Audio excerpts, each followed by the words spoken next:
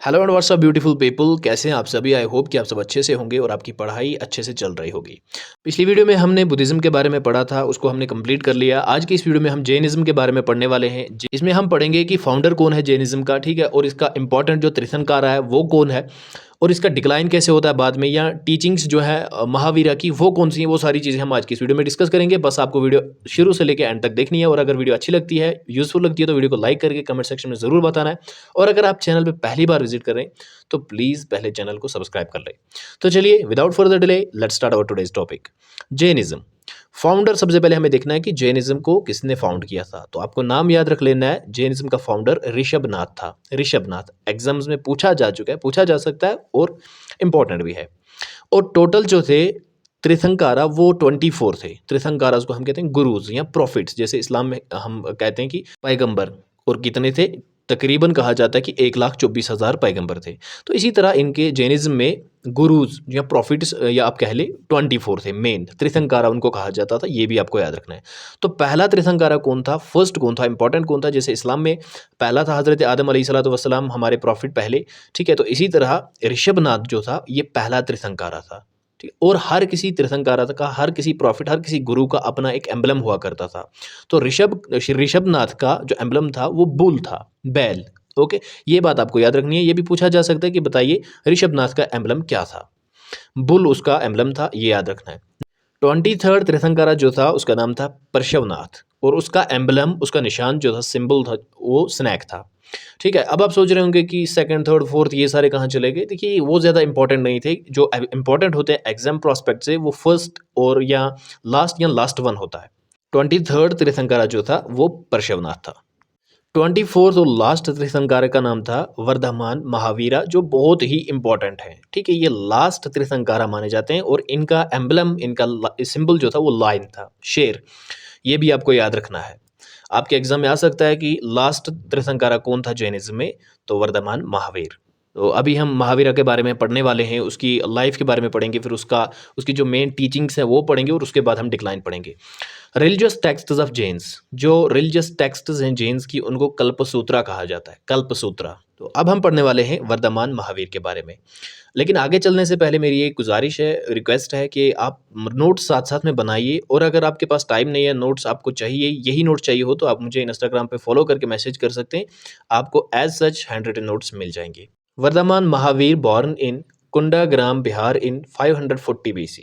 तो डेट याद रखनी है आपको कि ये कब पैदा हुए थे और कहाँ। 540 BC में ये पैदा हुए हैं, और कहाँ, कुंडाग्राम बिहार के अंदर। इनके बाप का नाम, फादर का नाम था सिद्धार्था, और इनकी मदर का नाम था त्रिशाला, और उनकी वाइफ का नाम था यशोदा। फादर का नाम सिद्धार्था, मदर का नाम त्रिशाला, एंड वाइफ का नाम Yashoda. At the age of 30 his parents renounced and he became ascetic. तो 30 साल की उम्र में क्या होता है, इसके पेरेंट्स इस दुनिया से चल बसते हैं, वो वफात करते हैं, और ये सन्यासी बन जाता है। एसेटिक मतलब ये सन्यासी, अपना घर बार छोड़ के निकल पड़ता है। At the age of 43 he got enlightenment. और 30 की, देखो 30 की एज में ये निकला था जब ये 30 साल का था, और 43 की एज में इसे एनलाइटनमेंट मिल जाती है, इसे विजडम, इसे पावर, इसे नॉलेज मिल जाती है। मतलब he got the enlightenment after 13 years when he leave his home, ठीक है। फर्स्ट सरमन, जो इसकी फर्स्ट स्पीच थी, रिलीजियस स्पीच, वो कहाँ पे हुई थी, विथुलंचल हिल्स। विथुलंचल हिल्स राजगीर मगध के अंदर, विथुलंचल पर्वत जो है मगध के अंदर, वहाँ पे इन्होंने पहली अपनी रिलीजियस स्पीच दी थी। महावीर टाइटल, इसका एक टाइटल भी था, इसका एक लक़ब भी था, अरिहंत, ठीक है, जिसका मतलब होता है वर्दी, मतलब बहुत कीमती, बहुत रेस्पेक्टेबल। डेथ, और ये कब मरे, पटना के अंदर मरे हैं at the age of 72 years in 468 BC। 468 BC में इनकी डेथ हो जाती है, जब ये 72 साल के थे, at the age of 72 years. अब हम इनकी टीचिंग्स पढ़ते हैं, ठीक है। Not to steal, not to injure, not to lie, not to possess, and celibacy means brahmacharya. ये 4-5 चीज़ें इन्होंने बताई थी कि ये करनी है। स्टील का मतलब होता है चोरी नहीं करनी है, और इन्होंने कहा था कि किसी को इंज्योर नहीं करना है, किसी को ज़ख्म नहीं पहुंचाना है, किसी को मारना नहीं है, ठीक है। नॉट टू लाई, झूठ नहीं बोलना है। नॉट टू पोजेस, मतलब ओनरशिप नहीं दिखानी है बार बार किसी चीज़ की, किसी चीज़ की ग्रीड, किसी चीज़ की लालच नहीं करनी है। एंड सेलिबेसी, और इन्होंने कहा था कि ब्रह्मचार्य बनना होगा अगर आपको सच जानना है तो, मतलब अपने घर को छोड़ना पड़ेगा। After his death in Chandragupta Maurya's reign, famine आकर due to which some monks moved from Ganga valley to Deccan. तो अब क्या होता है, जब चंद्रगुप्त मौर्य के दौर में जब फेमाइन आ जाती है, जब अकाल आ जाता है, तो कुछ लोग, कुछ मॉन्क्स जो हैं, जो रिलीजियस पीपल थे, वो गंगा प्लेन से, गंगा वैली से वो डेक्कन यानी कि साउथ की तरफ, नीचे की तरफ चले जाते हैं, भाग जाते हैं। और इस तरह से ये दो सेक्ट्स के अंदर, ये दो पार्ट्स के अंदर डिवाइड हो जाते हैं। जो जैन्स थे वो दो हिस्सों में या दो सेक्टर्स में वो डिवाइड हो जाते हैं। एक तो वो जो वहीं पे रहे, गंगा वैलीज में रहे, और दूसरे जो डेक्कन की तरफ भाग के गए। ठीक है, पहला जो सेक्टर था उसका नाम था Digambaraj. Digambaraj they move to Mysore Karnataka. ये कहाँ मूव हुए? मैसूर कर्नाटका की तरफ चले गए। Their leader was Bhadrabahu. उनका लीडर जो था वो भद्रबहू था। और they insisted on the retention of nudity. उनका लीडर जो था भद्रबहू था। तो उन्होंने किस चीज़ पे ज़्यादा जोर दिया? न्यूडिटी पे, मतलब नंगा घूमना है, कुछ पहनना नहीं है, जैसे हैं, जैसे ऊपर से आए हैं वैसे ही हमें रहना है और वैसे ही हमें जाना भी है। कुछ पहनना नहीं है, बॉडी को कवर नहीं करना है, ऐसे नंगे घूमते फिरो। तो इसीलिए आपने देखा होगा कई सारी जो जैन टेम्पल्स हैं, वहाँ पे आपने फिगराइंस देखी होंगी, पिक्चर्स देखी होंगी, जो मतलब पूरी की पूरी न्यूड है, नंगी है। जो प्राइवेट पार्ट्स हैं, चाहे मेल को या फीमेल को, वो भी वहाँ पे दिखाए जाते हैं। तो ये एक सेक्ट था जैनिज्म का, दिगंबराज। और दूसरा जो सेक्ट था उनका नाम था श्वेतंबराज। श्वेतंबराज दे द सेक्ट यानी कि रिमेन्ड इन मगध। ये वो सेक्ट था, ये वो हिस्सा था जो मगध के अंदर ही रहे थे। ठीक है, गंगा प्लेन्स में, गंगा वैली में के अंदर ही रहे थे। और उनका लीडर जो था वो कौन था? स्थूलभद्रा। स्थूलभद्रा उनका लीडर था। तो आपको ये बातें याद रखनी है, यहाँ से क्वेश्चन बनते हैं आपके। दिगंबराज ये एक सेक्ट है, ठीक है, इनका लीडर कौन था? भद्रबहू। और दूसरा सेक्ट कौन था? स्तंभराज। और उनका लीडर कौन था? ये स्थूलभद्रा था। और वो कौन थे? जो मैसूर या कर्नाटक मतलब डेक्कन की तरफ जो मूव हो गए थे। और श्वेतंबराज कौन थे? जो मगध के अंदर ही रहे थे। ये चीज़ें आपको याद रखनी है। They allowed their followers to wear white garments. जो ये श्वेतंबराज हैं, इन्होंने अपने फॉलोअर्स को वाइट गारमेंट्स पहनने के लिए अलाउ कर दिया। मतलब इन्होंने कहा कि आप अपनी बॉडी को वाइट गारमेंट से कवर कर सकते हैं। अब आ जाती हैं टीचिंग्स ऑफ महावीर, जो कि बहुत इंपॉर्टेंट है। Mahavir rejected the authority of Vedas. सबसे पहले आपने देखा कि लेटर वैदिक एज में वेदास की जो अथॉरिटी थी वो सारी की सारी महावीर ने रिजेक्ट कर दी।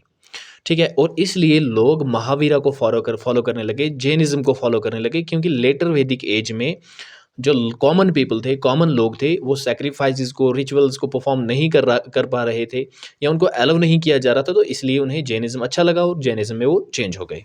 There is no importance of performing sacrifices. तो ये भी उनकी टीचिंग्स थी कि सैक्रिफाइस को परफॉर्म करना, ये इसकी कोई ज़रूरत नहीं है, इसकी कोई इंपॉर्टेंस नहीं है। Rejected the supreme power. इसने ये कहा कि सुप्रीम पावर जो आप कह रहे हो, there is a supreme power या there is a only creator, तो ये अथॉरिटी भी, ये चीज़ भी, ये बिलीफ भी उसने रिजेक्ट कर दिया। No belief in caste system. और वो कास्ट सिस्टम पे भी बिलीफ नहीं करते थे।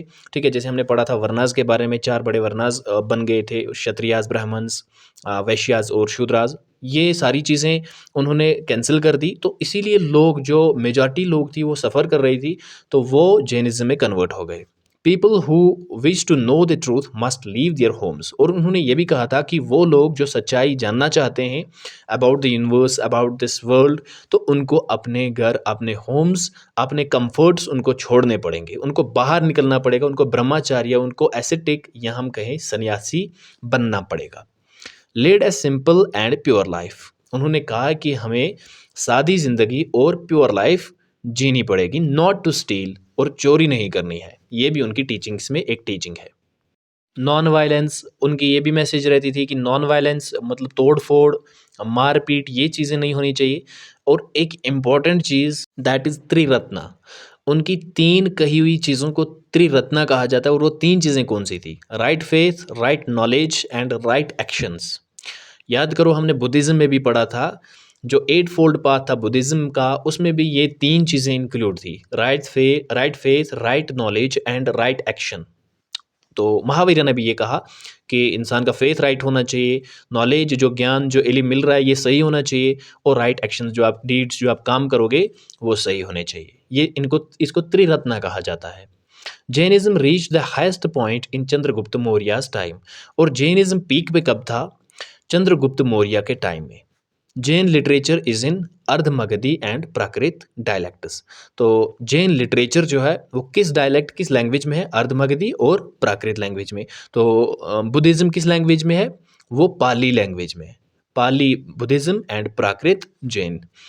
तो ये सारी चीज़ें हमने देख ली, टीचिंग्स देख लिए, महावीरा की लाइफ के बारे में हमने पढ़ लिया, ठीक है। जैनिज़्म के जो मेन कंसेप्ट्स हैं वो हमने देख लिए, फाउंडर कौन थे, तीर्थंकरास कौन कौन से हैं, ये हमने सारी चीज़ें डिस्कस कर ली हैं। अब हमें बचता है हमारे पास डिक्लाइन ऑफ जैनिज़्म। तो डिक्लाइन क्यों हुआ, डिक्लाइन के रीजंस कौन से थे, लोग जैनिज्म को छोड़ के बाकी दूसरे रिलीजन्स में क्यों कन्वर्ट हो रहे थे, तो ये हम सारी चीज़ें देखने वाले हैं। देखिए, सबसे पहले कॉन्सेप्ट ऑफ अहिंसा वाज टेकन सीरियसली। जो अहिंसा का कॉन्सेप्ट था वो बहुत ज़्यादा सीरियसली लिया गया था। जो महावीरा ने कहा था कि किसी को इंज्योर नहीं करना है, किसी को किल नहीं करना है, मारना नहीं है, तो वो कॉन्सेप्ट जो था अहिंसा का वो बहुत ज़्यादा सीरियसली लिया गया था। तो आगे के पॉइंट्स में हमें ये पता चल जाएगा कि ये इतना सीरियस क्यों लिया गया था। They advised one should not take medicines because it kills germs. देखिए, ये इनकी सोच थी, ये इनके कॉन्सेप्ट से उन्होंने ये कहा था कि हमें मेडिसिन्स नहीं लेनी है, अगर आप बीमार भी हो जाते हो तो हमें मेडिसिन्स नहीं लेनी है। क्यों? क्योंकि अंदर के जो जर्म्स हैं वो मर जाएंगे, मतलब वो किल हो जाएंगे, अहिंसा होगी। तो ये सारी चीज़ें वो बता रहे थे। अब बताइए, अगर कोई बीमार हो जाता था, अगर वो मेडिसिन्स नहीं खाएगा, वो उन जर्म्स को मारेगा नहीं, वो तो खुद मर जाएगा, बंदा खुद मर जाएगा। तो इसलिए लोग परेशान हो गए थे। इन रूल्स को फॉलो करते करते वो बड़े तंग आ चुके थे। एट द एंड उन्होंने जैनिज्म को ही छोड़ दिया। They believed that there is life in vegetables and fruits, so refrained from harming them. Jainism का ये भी कंसेप्ट था, ये वो कहते थे कि हर किसी चीज़ के अंदर सोल है, हर किसी चीज़ के अंदर जान है, वेजिटेबल्स हो, फ्रूट्स हो, ट्रीज हो, ठीक है। तो हमें उनको हार्म नहीं करना चाहिए, हमें उनको नुकसान नहीं करना चाहिए। अब बताइए, अगर फ्रूट्स को हम खाएंगे नहीं, वेजिटेबल्स को खाएंगे नहीं, तो इनको कौन खाएगा? तो यहाँ सीधी सी बात है, लोग जैनिज्म को छोड़ने के लिए बड़े मजबूर हो गए थे।